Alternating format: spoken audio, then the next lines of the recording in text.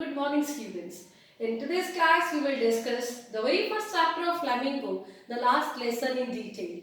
And the story is set in the days of Franco-Prussian War 1870-71, led by Bismarck, in which the Prussians defeated France and all the districts of France, Alsace and Lorraine, were passed into the Prussian hands.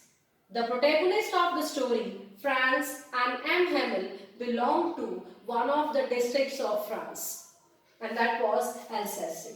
Mr. M. Hamel was a French language teacher, and Franz was one of his students. And the story revolves around how the war proves to be a life-altering event for both of them. In the beginning of the story, Franz was not willing to go to school. He was afraid of being scolded by his teacher, and the reason behind that was that he had not prepared his topic. One day before, Mr. M. Hamel gave him a task that he had to prepare a topic based on participles, and he would ask questions based on the same. Mr. M. Hamel being a very strict teacher, and that's why Franz was not willing to go to school. He was afraid of getting late. Secondly, he had not prepared his topic. And third, that he would be scolded by his teacher. For a while, he thought of running away and missed his school for that day, as it was a bright and warm day.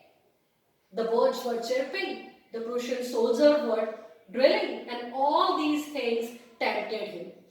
But he overcame his temptations and he ran away from there. He passed the town hall. When he passed the town hall, so he found that there was a crowd in front of the bulletin board. Bulletin board? That was a source of bad news from the last 2 years. And there was a blacksmith standing over there. He pointed him out. Hey, Franz! There was plenty of time, and Franz thought that blacksmith was making fun of him. Finally, when he reached his school, so he found that it was as quiet as on a Sunday morning. There was no hustle and bustle. There was no repetition of chapters in unison, and the teachers were not striking their rulers against the table. There was no closing and opening of desk. And finally, he reached his class. The moment he entered, he was blushing and he was frightened also, because there was no commotion. It was pin drop silence. And the students had already taken their seats.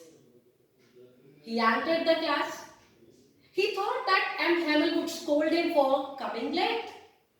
But he was surprised. Mr. M. Hamel did not scold him that day.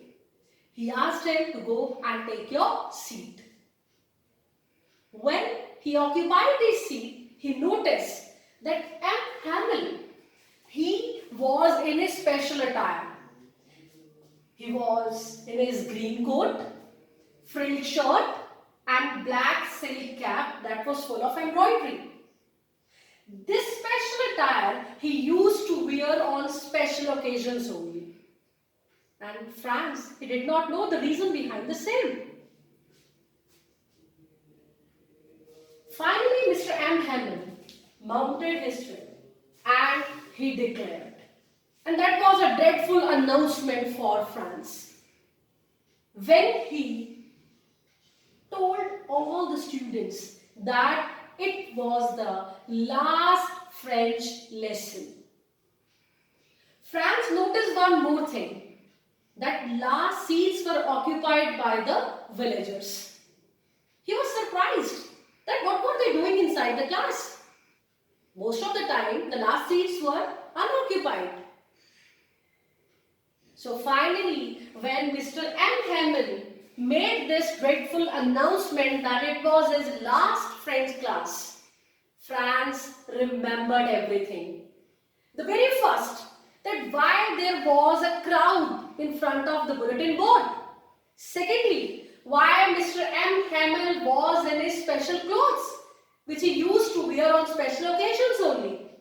And third thing, the reason that the former mayor, former postmaster and old hostel, they all were the villagers. What were they doing inside the class that day?